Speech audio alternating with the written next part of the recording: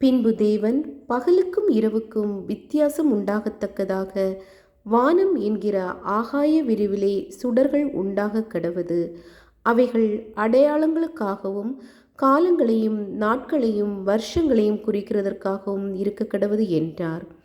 அவைகள் பூமியின் மேல் பிரகாசிக்கும்படிக்கு வானம் என்கிற ஆகாய விரிவிலே சுடர்களாயிருக்க கடவது என்றார்.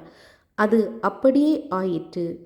தேவன் பகலை ஆள பெரிய சுடரும் இரவை ஆள சிறிய சுடரும் ஆகிய இரண்டு மகத்தான சுடர்களையும் நட்சத்திரங்களையும் உண்டாக்கினார்.